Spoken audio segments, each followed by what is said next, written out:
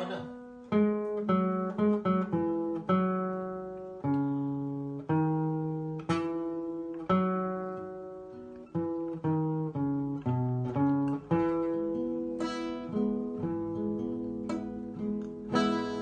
ត្រីដែលបានជួបនឹងនួនល្អនៅបាត់ដំបងមាត់ស្ទឹង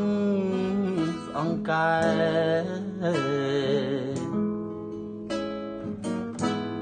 យើងទាំងពីរនាក់អង្គុយក្រោមដួងព្រះខែរពេញបរមីរៀមលូកដៃអោបក្រសោបកាយអូនរាត្រីស្ងាត់សូនដោយស្នេហ៍ភក្តី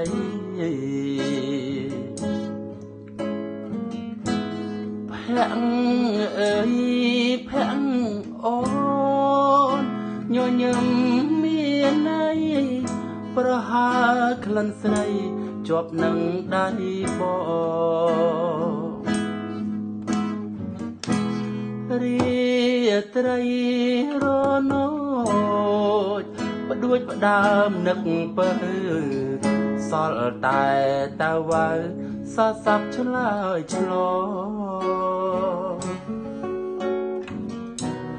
ជំនួសពាក្យអូ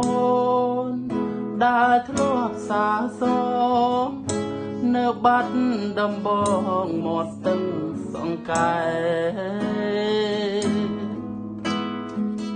សូមផ្ដាំតាមទឹកផ្ញើនឹកតាមខ្យល់ឲ្យឆោមនេះមកវិលមករកស្នេហ៍ដូចរាត្រីកាលពេញបរមីខែនាស្ទឹងសង្កែក្រុងបាត់ដំបង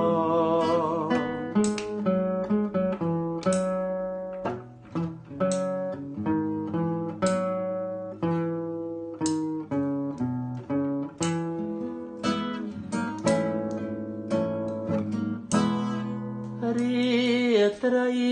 រនោចផ្ដួចផ្ដើមនឹកពើសល់តែតាវ៉ៅសាសាប់ឆ្លើយឆ្លងជំនួសពាក្យអូនដែលធ្លាប់សាសងនៅបាត់ដំបងមាត់ស្ទឹងសង្កែសូមផ្ដាំតាមទឹកផ្ញើនឹកតាមខ្យល់ឲ្យឆោមនេះមើលវិលមករកស្នេហ៍ដូចរាត្រី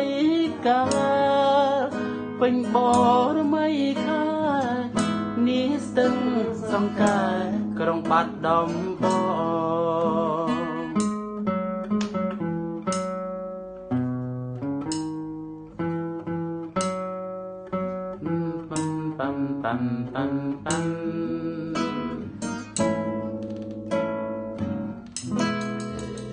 Bagaimana?